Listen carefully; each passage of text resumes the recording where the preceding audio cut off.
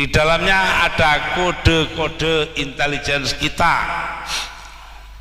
Jadi dengan demikian dia juga membahayakan hajat hidup orang banyak di negeri ini, akan keselamatan bangsa.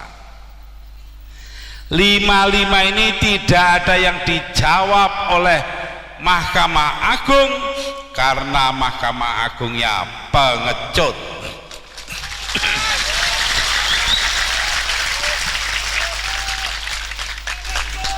Saya tidak ngompori orang, saya hanya supaya Anda semua tahu akan hal ini, itu saja. Buktinya kalau terjadi pelanggaran konstitusi, saya bicara begini sudah 1,5 tahun lamanya, sudah diterbitkan sebuah buku mengenai apa itu maklumat keadaan darurat. Sudah berbulan-bulan yang lalu buku itu sudah habis, sekarang dicetak kedua. Tetap tidak ada yang berani membawa saya ke pengadilan. Oh iya, kalau betul kan dibawa ke pengadilan toh. Itu menunjukkan apa yang saya omongkan itu betul. Sebab menuduh pemerintahan adalah melanggar konstitusi adalah sebuah tindakan hukum yang dapat dihukum kalau tidak benar. Dia meminta kepada para ulama itu melalui kata-kata kepada Kiai Abdullah Abbas, pengasuh pondok pesantren tersebut, Kiai, kira-kira lo ya, Mbok Gus Dur itu disuruh jadi calon presiden. Kiainya jawab, nanti dalam 2 bulan sampean lengserkan. Lalu dia katakan, wallahi tidak akan mungkin itu terjadi. Panjang lebar, ya memang enggak 2 bulan, 20 bulan kemudian. Nah, artinya apa? Dia melanggar sumpahnya sendiri, janjinya sendiri. Lah orang melanggar sumpah atau janji itu kan penipu toh. Nah itu. Nanti mana-mana saya bilang begitu enggak berani jawab. Assalamualaikum warahmatullahi wabarakatuh.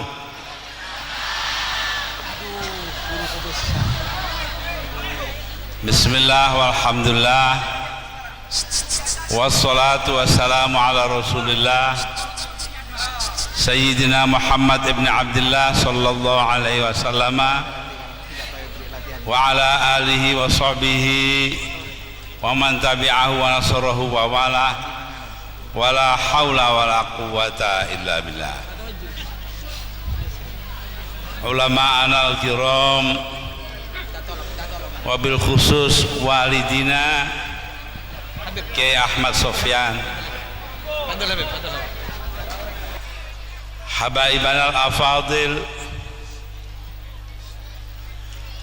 para pejabat pemerintahan yang hadir di sini, khususnya Bapak Bupati, Kepala Daerah Kabupaten Situbondo,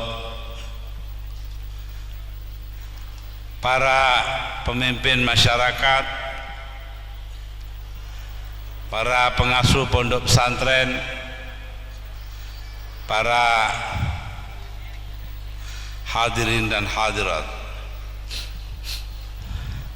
Alhamdulillah, saya sampai di sini pada saat ini dalam keadaan selamat, semuanya berkah apa yang diberikan oleh Allah Subhanahu wa taala kepada kita semua.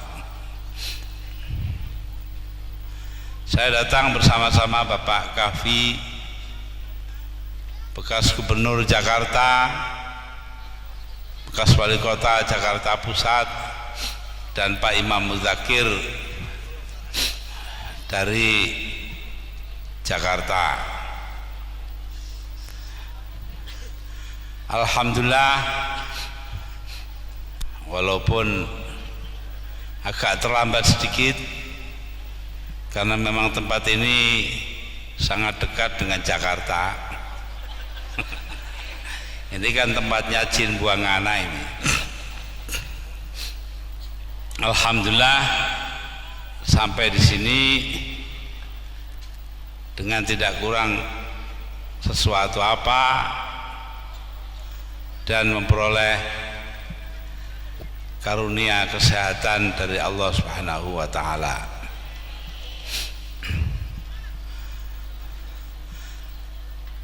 Kali ini saya datang kemari tidak untuk tujuan kampanye, ini belum kampanye. Kalau kampanye kayak apa? Ya ini kan baru pemanasan.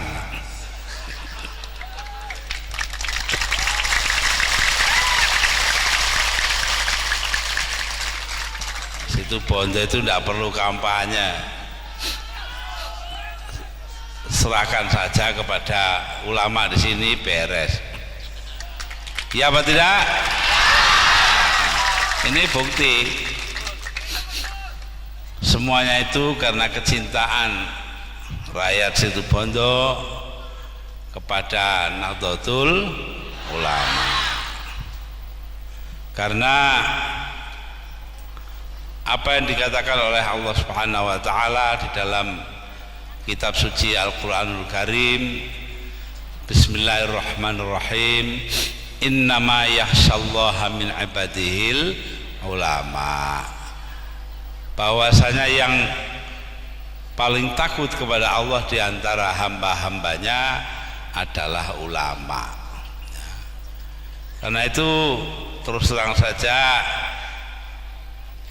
kalau orang-orang Situ Bondo mencintai ulama itu tidak aneh, karena orang-orang Situ Bondo memang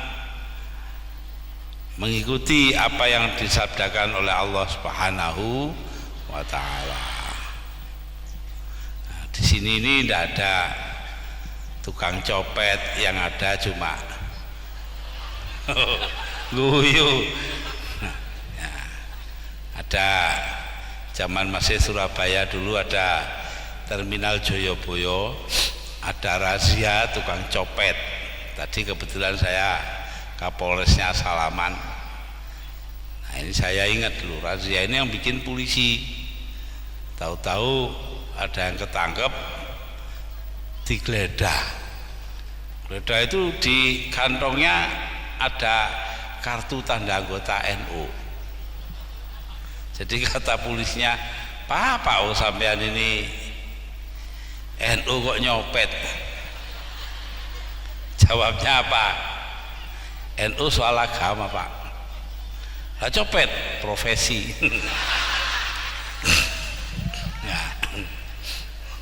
Nah ini lah ya wis copet gak gelem NU tambah nemen. Tapi alhamdulillah Nahdlatul Ulama didirikan di atas landasan akhlak yang mulia, landasan akhlakul karimah. Ya apa tidak? Oh itu. Karena itulah dikatakan al ulama warasatul anbiya. Para ulama adalah ahli warisnya Nabi. Apa hanya yang diwaris? Oh, Nabi kabeh melarat itu. Mana ada Nabi yang kaya? Tidak ada. Ya.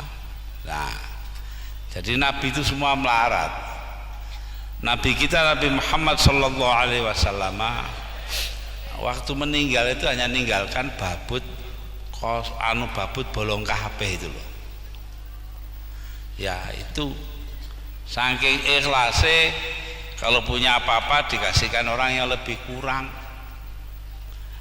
Beliau merasa kekayaan yang ada ini tidak untuk diri sendiri, tidak untuk keluarganya, melainkan untuk kepentingan orang banyak.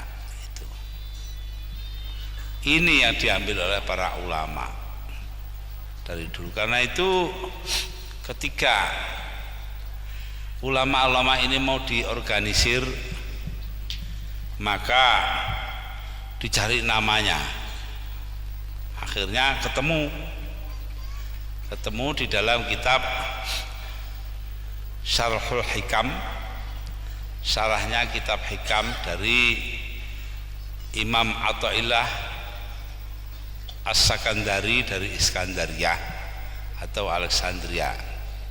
Itu loh, ada dulu menteri riset. Nanti juga tidak tahu sudah di sini apa belum. Nah, ada ya, namanya Muhammad Athaillah Shahibul Hikam loh, MAS Hikam. Siapa MAS Hikam itu?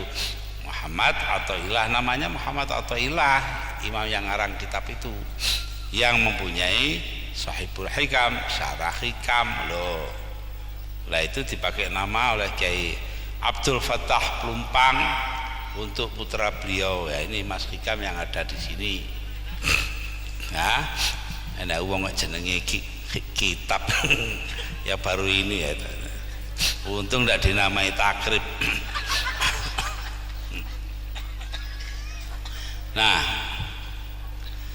ketika dicari-cari dapatlah nama untuk organisasi ulama itu, perkumpulan ulama tersebut. Di sana ada ungkapan kata Imam Athaillah Shahibul Hikam, yaitu la tashab man la yunhiduka ilallahi haluhu wala yadulluka ilallahi maqaluh. Jangan ditemani, jangan jadikan guru orang yang perilakunya tidak membangkitkan kamu kepada Allah dan kata-katanya tidak menunjukkan kepada Allah. Loh, siapa orang yang tingkah lakunya membangkitkan kita kepada Allah dan kata-katanya menunjukkan kita kepada Allah? Yaitu ulama. Loh, itu yan hiduka, yang membangunkan, membangkitkan. Nah, dicari masdar atau asalnya itu Nahdhah. Karena itu organisasi yang didirikan tahun 1926 itu dinamai Nahdlatul Ulama, kebangkitan para ulama. Lah, ketika pada tahun 1998 pengurus besar Suriah Nahdlatul Ulama memerintahkan saya, waktu itu menjadi ketua umum Tanfidiyah NU, untuk mendirikan sebuah partai. Ya, saya pikir partai ini kalau ingin berwatak seperti Nahdlatul Ulama ya harus menggunakan kata kebangkitan. Karena itu menjadi Partai Kebangkitan Bangsa, PKB. Sebelum itu beberapa bulan, hampir setahun, ada orang perempuan buta huruf bilang pada saya, "Yai, saya kok mimpi apa, Bu? Saya mimpi sampean," bahasa Jawa ini, damel pil KB. Damel pil KB. Nah, saya bingung. Damel itu bahasa Jawa bisa membuat, gawe bisa memakai, nggawe. Nah, ini. Jadi saya itu bingung yang mana. Saya bilang, "Bu, saya ini tidak bisa membuat pil KB karena tidak punya pabrik obat. Juga saya tidak pakai pil KB, wong sudah tua, anaknya banyak, sudah 4, terus gede-gede KB malah duwe putu barang." Waktu itu anak saya baru kawin, kita lagi punya cucu. Lah, nggak tahu, pokoknya saya mimpinya begitu. Ya sudahlah, kadar mimpi ya. Nah, itu akhirnya waktu disuruh buat PKB, cocok-cocokan namanya disetujui PKB, saya tertawa sendiri. Oh, ini tuh yang dimaksudkan pil KB dulu itu. Nah, ini ya, alhamdulillah. Dengan cepat PKB menjadi besar dan sekarang menjadi dari sudut jumlah pemilih menjadi partai ketiga terbesar di Indonesia. Ini pun sebenarnya ya karena apa ya, pemilihnya itu tidak benar. Loh, pemilihnya tidak benar gimana? Iya, baru dihitung 60% suara oleh Komisi Pemilihan Umum KPU di bawah pimpinan Bapak Rudini. Lalu Pak Habibie sudah membuat SK, surat keputusan Presiden tentang susunan DPR MPR, komposisi DPR MPR, baru 60 suara. Nah, sing gurung dihitung, sing desa-desa sing umumnya ya nyoblos PKB. Karena itu kita menanyakan hal itu kepada Mahkamah Agung, tapi sampai sekarang belum dijawab. Begitu juga ketika pada tanggal 21 Juli 2001 saya berkirim surat kepada Mahkamah Agung,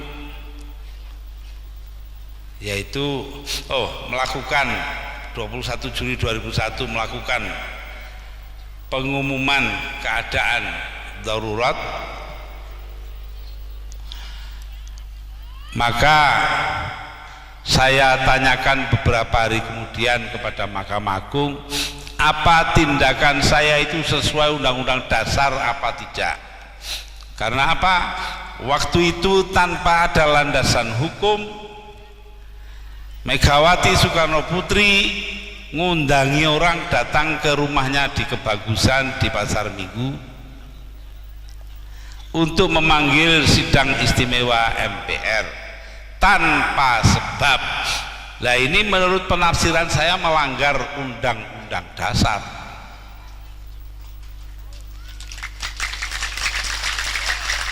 Lagi-lagi tidak dijawab, tidak dijawab. Kemudian saya kirim surat. Saya waktu itu memerintahkan Kapolri S. Bimantoro dan Panglima TNI Widodo AS untuk menangkap 15 orang yang melanggar Undang-Undang Dasar, juga tidak dilakukan, padahal Presiden yang merintah. Apa ini melakukan tindakan insubordinasi, melanggar perintah apa tidak? Juga tidak dijawab. Ini 3 sudah pelanggaran konstitusi. Datang yang keempat, yaitu pemerintah sekarang menaikkan harga BBM. Ini sebenarnya kalau penafsiran saya, menaikkan harga tanpa menaikkan pendapatan itu artinya melanggar konstitusi. Mengapa demikian? Karena konstitusi atau undang-undang dasar kita menyatakan negara harus memenuhi kebutuhan hidup orang banyak. Di dalam undang-undang dasar kita disebutkan memenuhi hajat hidup orang banyak. Nah, kalau naikkan harga tanpa menaikkan pendapatan artinya melanggar undang-undang dasar. Yang kelima, pemerintah mengadakan divestasi Indosat, menjual Indosat kepada pihak lain. Apalagi pihak lain itu adalah sebuah negara sateng cilik, yaitu Singapura. Singapura hanya berpenduduk 3 juta orang, Indonesia 204 juta, kayak selilit Nah, dibuatlah sebuah perusahaan di sana namanya Singapore Technology and Telecommunication (STT). 50% sahamnya pemerintah Singapura, 50% free tax dari Israel. Jadi artinya Indosat ini menyangkut penjualan saham kepada orang luar, padahal Indosat ini mengoperasikan atau melaksanakan satelit Palapa. Di dalamnya ada kode-kode intelligence kita. Jadi dengan demikian dia juga membahayakan hajat hidup orang banyak di negeri ini akan keselamatan bangsa. 55 ini tidak ada yang dijawab oleh Mahkamah Agung karena Mahkamah Agungnya pengecut.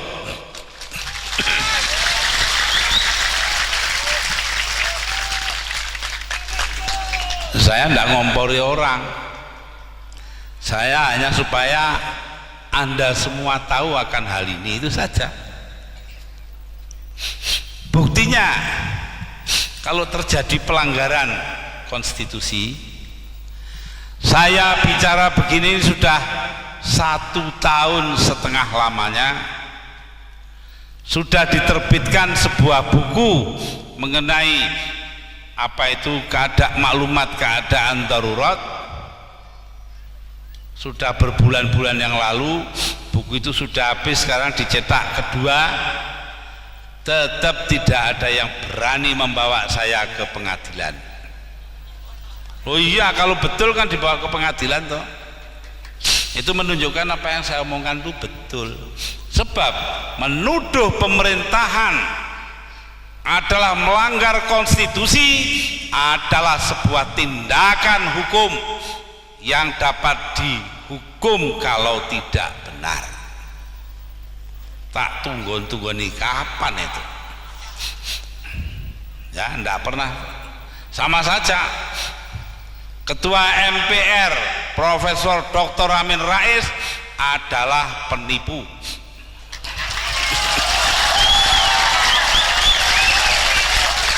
Ini ke 52 kalinya saya bicara di muka umum. Tak tunggu nih, bener gak ini?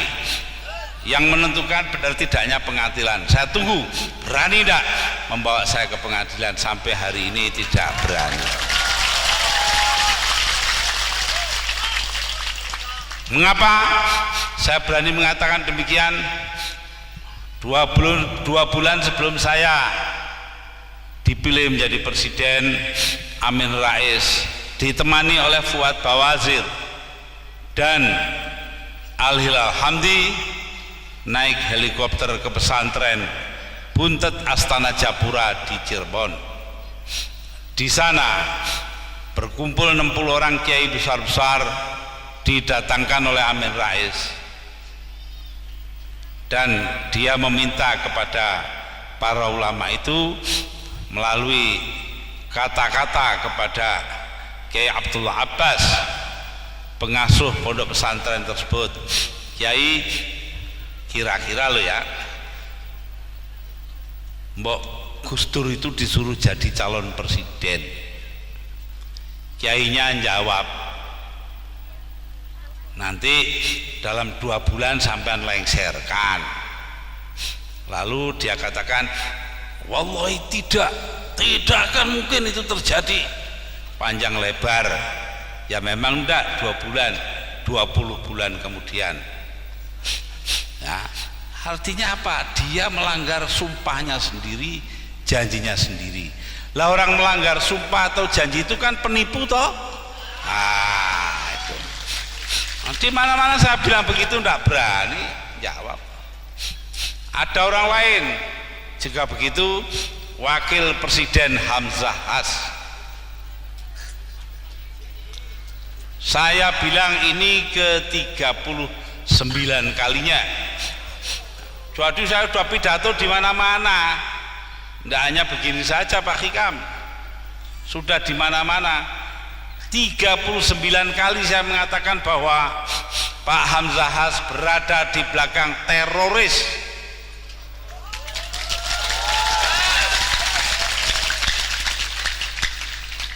Pertama kali saya ngomong di Aring-Aring pada waktu pengajian selepas apa itu namanya konferensi NU wilayah Jawa Timur, ya. Di situ saya katakan saya sangat terkejut ketika Wakil Presiden Hamzahas menyatakan prihatin terhadap peledakan bom di Bali. Loh, kenapa kok cuma prihatin?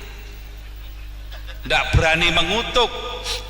Jangan-jangan saya bilang orang di belakang pemboman itu adalah temannya Hamzahas.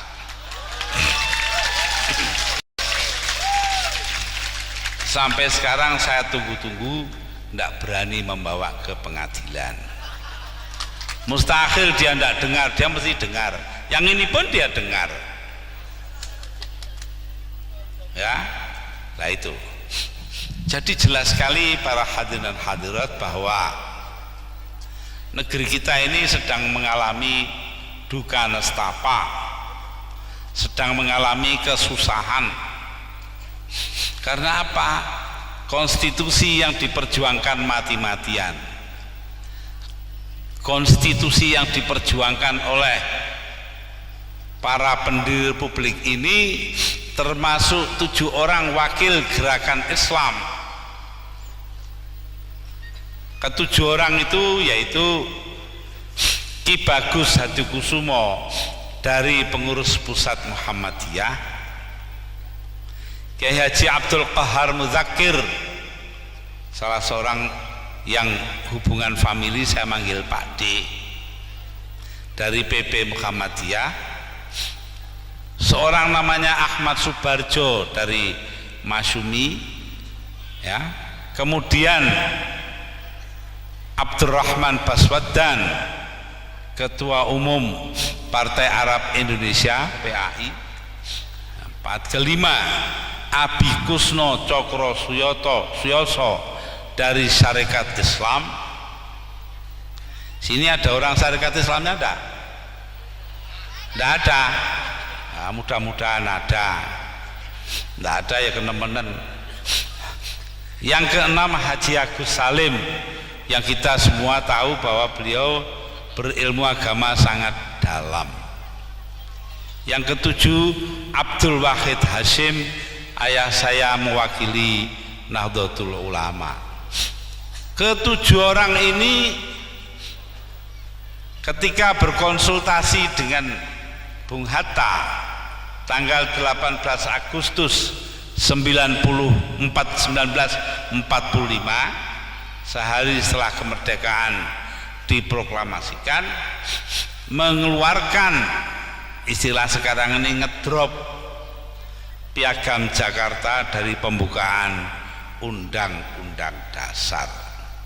Loh, negara yang diperjuangkan mati-matian juga oleh para wakil-wakil organisasi Islam itu sekarang sedang mengalami musibah besar-besaran karena terjadi pelanggaran korup konstitusi, pelanggaran demi pelanggaran. Lah yang diurusi itu tidak ada yang pokrok, cilik-cilik, bangsanya soal inul, guyu, tawa itu. Ya kan soal kecil loh, inul lo. Ya. Inul tukang ngebor.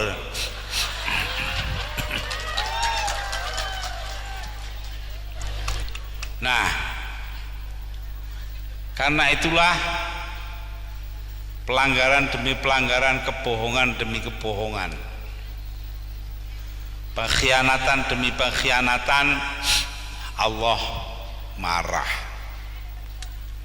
Karena marah itu kita lihat sekarang, bumi longsor, gunung-gunung meledak, Bahkan diumumkan Semeru, Gunung Semeru itu sudah mati, sekarang hidup lagi.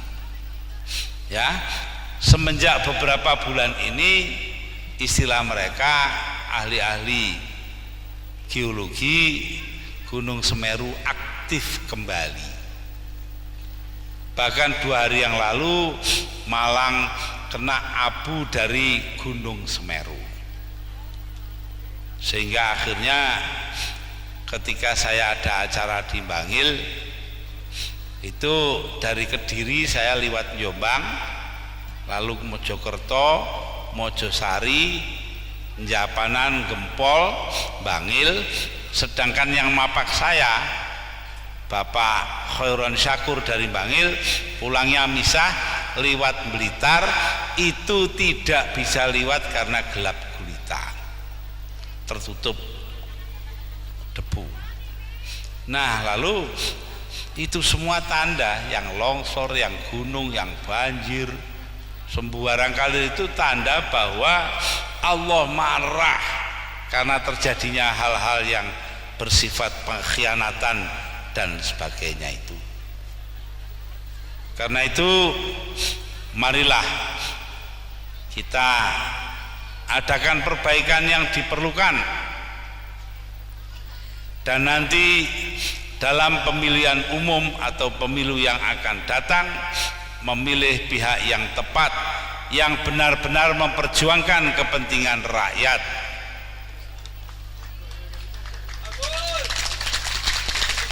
Ini bukan kampanye loh, saya tidak nyebut apa-apa kok. Pihak yang mementingkan kepentingan rakyat, ya loh.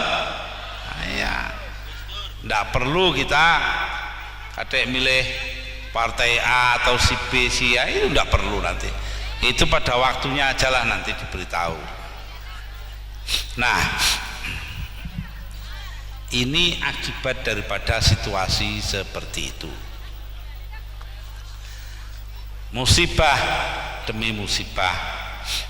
Kalau dikatakan oleh Al-Quranul Karim, Bismillahirrahmanirrahim, ma asobakum min musibatin fabima kasabat aidikum wa ya'fu an katsirin. Musibah yang menimpa diri kalian tidak lain adalah buah kerja tangan kalian sendiri. Loh, kalian tuh orang banyak. Nah, di dalamnya termasuk gombal-gombal yang melanggar konstitusi. Nah, karena hal itulah maka kita kena musibah demi musibah. Namun, ini namun ya, walaupun demikian Allah tetap akan memaafkan kita. Wa ya'fu an katsirin, Allah memaafkan sebagian besar pekerjaan itu. Itulah para hadirin dan hadirat, mengapa kita tetap optimis, kita tetap berpengharapan bahwa Allah akan memaafkan kita semua, betapa besarnya sekalipun musibah-musibah yang diakibatkan oleh tangan-tangan kita sendiri.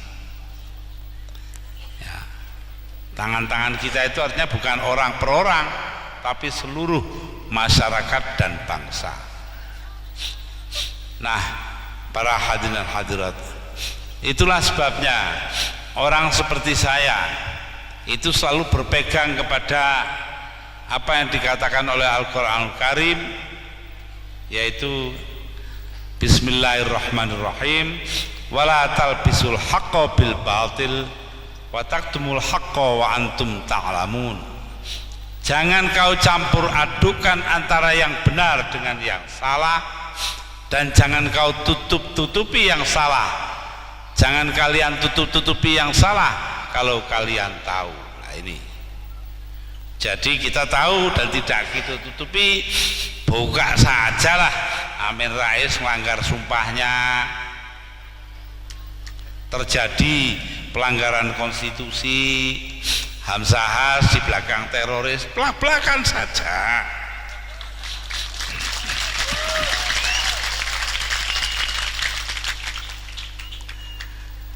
Nah, para hadirin hadirat, dengan demikian jelaslah bahwa kita akan dapat mengatasi kesulitan-kesulitan kita yang dalam bahasa luar negeri atau istilah zaman sekarang, kata orang Betawi, istilah kerennya itu adalah pelanggaran hukum yang ada. Dengan melakukan pelanggaran hukum yang ada itu, kita lalu tidak bisa memenuhi kewajiban sebagai bangsa untuk menegakkan keadilan. Al-Qur'anul Karim padahal berkata, ya ayyuhalladzina amanu, bismillahirrahmanirrahim, ya ayyuhalladzina amanu kunu qawwamina bil qisti syuhada'a lillah walau ala anfusikum.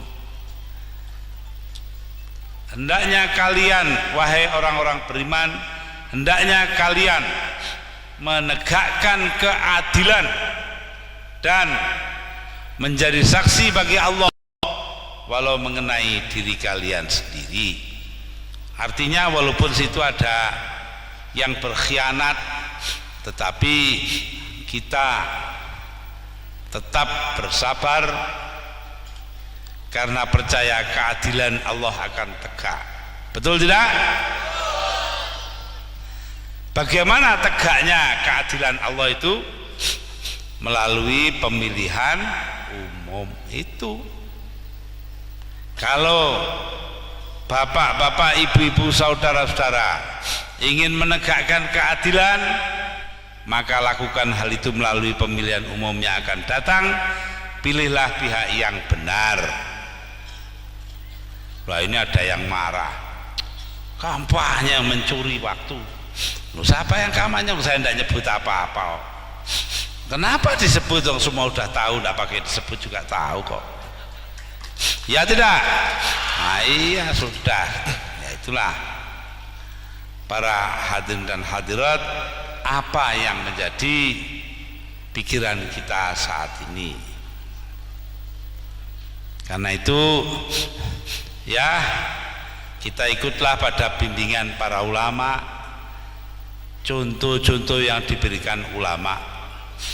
Nanti saya kemukakan, karena sebetulnya kita kesini kan untuk muludan ini, untuk maulid Nabi Muhammad Sallallahu Alaihi Wasallam. Tapi tidak apalah kita. Maka bagian pertama tadi, yang macam-macam tadi itu, yang intinya kita kena musibah karena ada sebabnya. Untuk menghilangkan musibah itu, mari bersama-sama kita baca pujian. Loh, pujian awan-awan, berarti mangga duwe penggawean liya, tidak ada kerjaannya yang lain, ya lebih baik pujian, ya apa tidak? Pujian itu disampaikan atau dibawakan di langgar-langgar dan surau-surau sambil nunggu imam sholat, ya apa tidak? Nah, ini apa di sini ini namanya langgar apa? Musola ya, langgar ya, itu langgar itu musola, surau. Mari sama-sama nanti bareng-bareng dengan saya ya. Nanti maksudnya saya terangkan belakangan. Ilahi tulil firdausi ala wala aqwa ala naril jahimi fahabli taubatan waghfir dhunubi fa innaka ghafirul dzambil azimi. Ilahi, wahai Tuhanku, lastu lil firdausi ahlan, aku bukan orang yang ahli sorga. wala aqwa ala naril jahimi, dan aku tidak kuat api neraka. Loh kenapa? Tidak kuat api neraka tapi bukan ahli surga. Siapa orang mana? Orang situ Bondo. Ya, tapi sebagai orang NU, sebagai orang PKB, maka ada jalan ketiga. Fahabli taubatan, maka berikan kepadaku kemampuan bertobat. Fa innaka, dan ampuni dosa-dosaku. Waghfir dzunubi fa innaka ghafirudz dzambil azimi, karena sesungguhnya engkaulah yang paling dapat memberikan ampun atas dosa-dosa yang besar. Ada kesempatan bertobat ini ya, tapi tobat yang bener, jangan tobatnya wong lata itu. Ada yang jatuh tobat ya, mari dibaleni, saya terangkan maksudnya bareng-bareng. Ilailas tulil firdausi ala wala aqwa ala naril jahimi, habli taubatau waghfir dzunubi fa innaka ghafirudz dzambil azimi. Saya ngejak pujian jam sekian ini kenapa sih kok di sini? Ya sebabnya sepele, saya ndak ketok, jadi ndak tahu orang yang kesini ini banyak apa ndak, ngono. Banyak ya? Ini banyak betul tak? Dulu ada zaman Jepang, tentara Jepang sowan Kyai Abdul Manaf di Lirboyo. Sana masuk, ada santri di masjid dalam jumlah besar. Di depannya masjid ada banyak angsa itu loh. Tahu banyak angsa itu? Soang itu toh. Nah, akhirnya banyak ya. Nah itu ada si Jepang tadi masuk ke rumahnya Kyai Abdul Manaf, nanya, Haji, banyak santri ya? Maksudnya yang di masjid banyak, jumlahnya besar. Jawabnya Kyai Abdul Manaf, bukan tuan, itu bukan banyaknya santri, banyaknya Kaji Yakub. Ya, jadi ini banyak mana ini, sekian ini ya. Itu banyaknya Kaji Yakub lah. Yang kedua, saya ingin tahu rakyat di sini ini masih manut pada kiai apa tidak? Begitu saja, kok tidak punya tujuan lain. Manut. Siapa yang ngajari sampean selawatan? Maling apa kiai? Kiai, aku wis ngono. Sudah tercapai dua tujuan, wis kari mulih ae.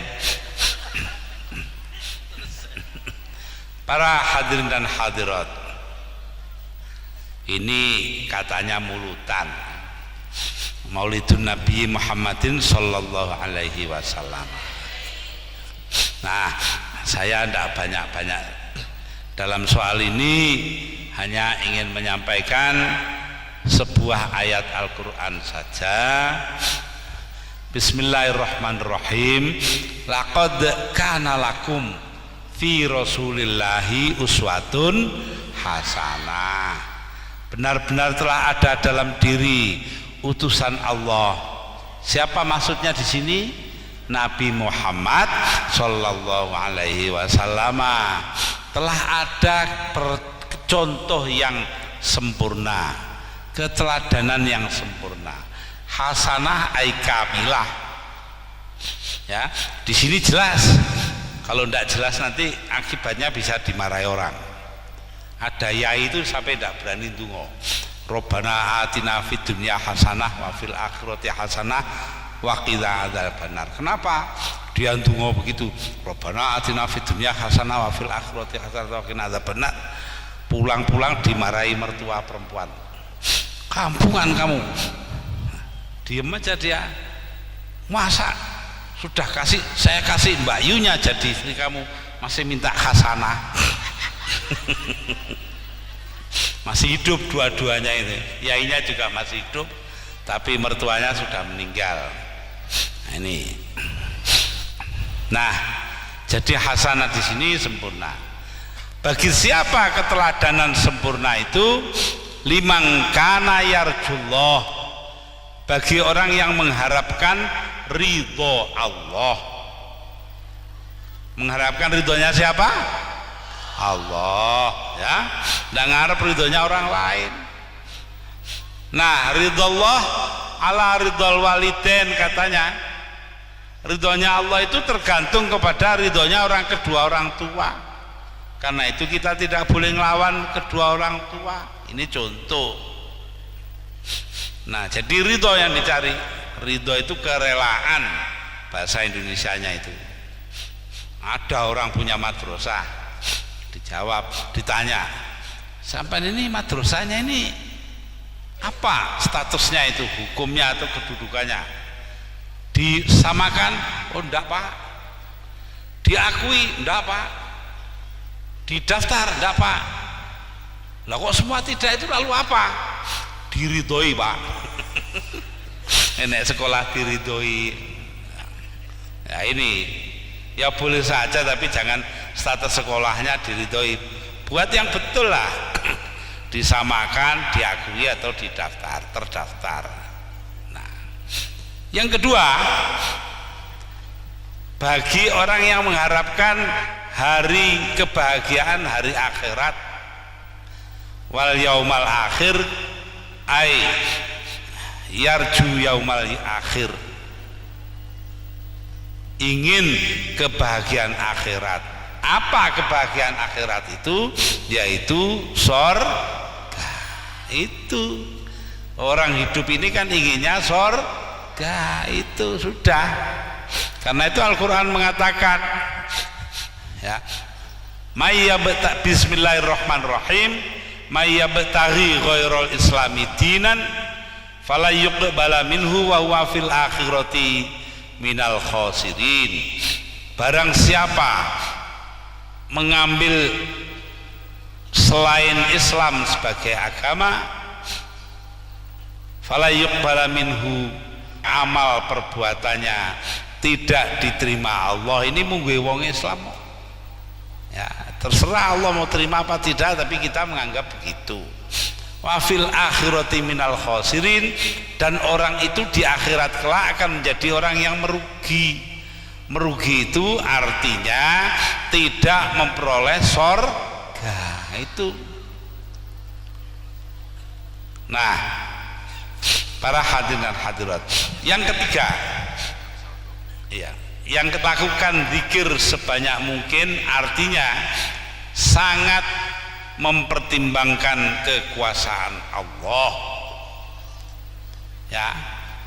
Nah, zikir itu ada zikir lafzi, la ilaha illallah, la ilaha illallah. Nah, itu zikir lafzi. Astagfirullahaladzim, astagfirullahaladzim, astagfirullah, itu zikir lafzi. Tapi ada zikir fi'li. Zikir lafzi itu zikir dengan ucapan, zikir fi'li itu zikir dengan perbuatan. Nah, sekarang ini hikmahnya maulid sekarang ini apa? Siapa sampai ini benar-benar sudah zikir fi'li? Karena apa? Ini pertanyaan saya sekarang. Kalau air sungai itu mengalir kemana? Ke laut. Laut ini kalau sini apa bahasanya? Laut. Tase. Oh, tase. Dah, laut itu utara ya. Iya. Karena saya orang Jawa, ya, nggak ngerti bahasa sini, bahasa Madura. Alhamdulillah ada bahasa nasional, bahasa Indonesia. Kalau ndak, ndak ada hubungan saya dengan sampean, ndak ngerti satu sama lain. Nah, ada orang situ Bondo itu belajar di Australia, belajar kimia, ndak jarang pakai bahasa itu, ngomong ndak pernah, rumus-rumus ditulis di papan tulis atau di kertas sampai lulus jadi doktor. Lah ngurus tiket mau pulang, tiket pesawat terbang, kartu pesawat terbang, ditanya sama pegawai universitas, when will you go back to your country, kapan kamu akan kembali ke negeri kamu? Jawabnya, montak mande ya Tuesday. Lah ini apa ada monnya barangnya repot ya. Nguyu ini tahu ngalami tak ya. Nah, kalau air itu sampai ke laut kemudian dipanaskan oleh matahari menjadi uap air, uap air naik ke atas menjadi apa? Awan ya toh. Jok megalo muring-muring kok jadi awan. Awan didorong angin sampai ke gunung, ke atas gunung pendinginan terjadi. Di atas gunung kan selalu dingin lalu jadi apa? Air hujan. Lah air hujan itu separuh masuk sungai lagi, ke laut lagi, begitu mupeng. Tapi ada yang diserap bumi, diserap oleh tanah. Lah penyerapan itu terjadi kalau ada akar-akar. Lah akar ini hanya akan hidup kalau ada pohonnya, ya apa tidak? Apa pernah dengar akar tanpa pohon? Engko lek padha karo pemimpin gak duwe akar ngono iku. Jenenge pemimpin jenggot. Yaitu akarnya malah di atas. Tunduk pada atasan loh, itu akarnya. Mestinya tidak berakar di bawah. Nah, akar ini perlu pohon. Lah kalau pohonnya ditebang kan akarnya mati. Loh itu loh. Karena itu lama-lama orang situ Bondol bisa jadi seperti orang Lamongan. Apa itu? Kalau musim kemarau nggak bisa cebok, kalau musim hujan nggak bisa jongkok. Nah, cebok dan jongkok ya. Ketiga ora iso cewok, rendeng ora iso dodok. Kenapa? Lah mau cebok nggak ada airnya, musim kemarau habis, tidak disimpan lagi kok, tidak diserap bumi, sumur-sumur kering, kali-kali kering. Lah musim hujan tidak bisa cebok karena banjir bandang itu. Nah, supaya tidak mengalami nasib seperti itu, tolong pohon-pohon itu jangan ditebang ya. Harus ada perencanaan dalam penebangan pohon. Nah, pohon yang sudah ada itu tolong supaya ditanam kembali loh. Ditanam kembali. Ini NU cabang Garut itu setelah peristiwa longsor di Mandalawangi semua getun menyesal. Akhirnya sekarang Pemda membagi tiap MWC atau kecamatan itu NU diberi 2 hektar tanah untuk penghutanan kembali.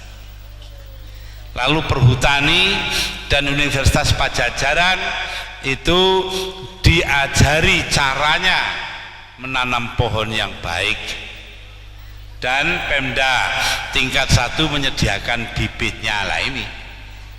Tapi ya sayangnya begitu kok setelah longsor. Ada di Tuban. Tuban ini Kabupaten Tuban, NU cabang itu kerjasama dengan pihak Perhutani mengadakan tanaman sela di pohon-pohon karena di sana tanahnya kapur, memerlukan tanaman sela seperti itu. Entah berapa ratus hektar itu. Mbok ya di sini bisa ditiru hal semacam itu. Kebetulan ada Pak Bupati, ada pengurus NU wes rundingan kono. Betul tidak? Ya sudah. Jadi karena itu saya harapkan semuanya jangan angger-angger asal-asal saja nebang pohon, agar supaya kita ini benar-benar bisa zikir fi'li yang baik. Ya inilah hikmah yang ingin saya tarik dari peristiwa Maulid Nabi kali ini. Hadirin dan hadirat, ini sudah sore, sudah waktunya kita menjelang maghrib, maka harus kita tutup. Saya tutup ini dengan sebuah syairan, waladatka ummuka ya ibna adam bakiya wan nasu haulaka yadhaku nasururo fajahad linafsika antakuna idza bakau fi yaumi mautika dhahikam masruro. Engkau lahir wahai anak Adam. Siapa itu anak Adam?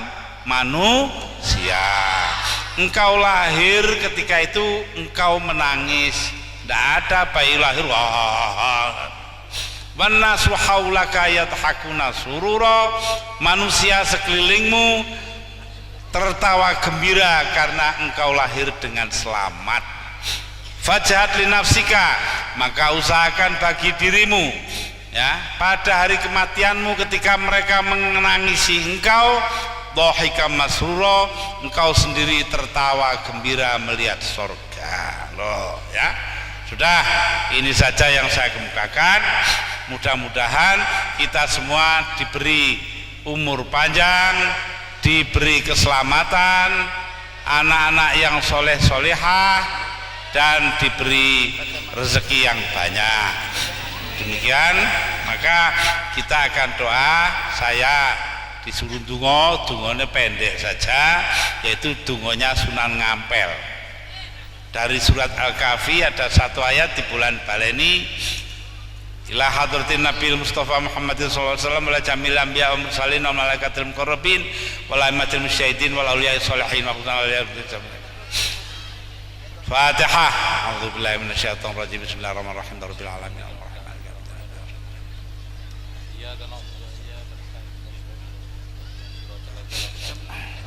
Rabbana atina min ladunka rahmatan wa hayyi lana min amrina rasyada.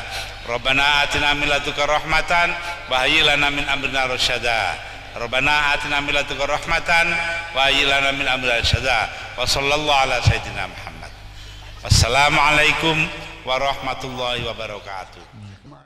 Itulah tadi ceramah yang sangat luar biasa dari almarhum Gus Dur, yang mana membeberkan dan belak-belakan membongkar siapa yang menjadi pengkhianat bangsa dan siapa yang melengsarkan Gus Dur dari jabatan Presiden Republik Indonesia. Ini tidak akan terlupakan oleh para pecinta Gus Dur, terutama kaum Nahdliyin, yang mana Gus Dur dilengsarkan secara sepihak. Bagaimana menurut pendapat teman-teman semua? Silahkan lanjut di kolom komentar. Terima kasih sudah selalu support Arman Al-Fatih. Kita jumpa lagi di video selanjutnya. Assalamualaikum warahmatullahi wabarakatuh.